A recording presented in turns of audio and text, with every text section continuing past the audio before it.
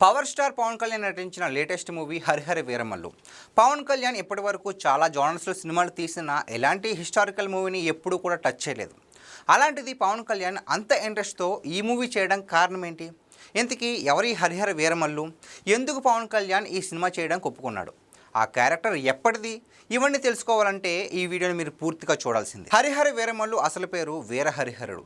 ఈయనకు హక్కరాయలు అని పేరు కూడా ఉంది. ఇతను ఎవరు అంటే విజయనగర సామ్రాజ్యాన్ని స్థాపించిన మొట్టమొదటివాడు. విజయనగర సామ్రాజ్యం అంటే మనందరికీ వెంటనే గుర్తొచ్చేది శ్రీకృష్ణదేవరాయలు. కానీ ఆయనకంటే ముందు వీరహరిహరుడు విజయనగర సామ్రాజ్యాన్ని స్థాపించాడు. వీరహరిహరుడికి బుక్కరాయలు అనే సోదరుడు కూడా ఉన్నాడు.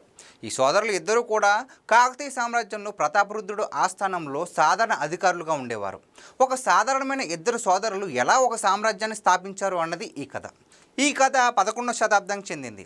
అప్పట్లో ఎక్కువగా మన దేశం మీద మహమ్మదీలు దాడులు చేస్తూ ఉండేవారు. తుగ్లక్ అనే ఒక రాజు కాకతీయ సామ్రాజ్యాన్ని 1323లో తన వశం చేసుకున్నాడు. వీరహరిహరుడు తన సోదరుడు బుక్కరాయలు ఇద్దరూ కూడా చిన్నప్పటి నుంచి కాకతీయ సంస్థానంలోనే పెరిగారు కాబట్టి ఆ సామ్రాజ్యం అంతాన్ని చూసి సహించలేకపోయారు.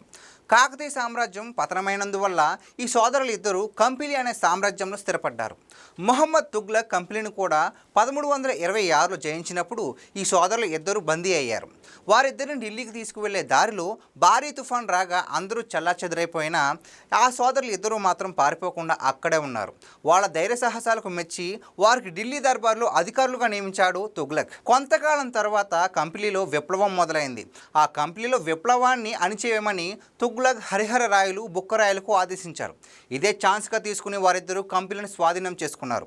1336లో తుగ్లక్ సుల్తాన్ని ఎదిరించి మరీ విజయనగర సామ్రాజ్యాన్ని స్థాపించారు. ఎక్కడైతే పనిచేశారో ఆ సామ్రాజ్యాన్ని మళ్ళీ తిరిగి జయించారు. హరిహర రాయలు తన సామ్రాజ్యంలో ఉన్న ప్రజలను సొంత బిడ్డలా చూసుకున్నాడు. హరిహర రాయలు తమ్ముడు బుక్కరాయలు రాజధాని నిర్మాణాన్ని అత్యద్భుతంగా తీర్చిదిద్దాడు.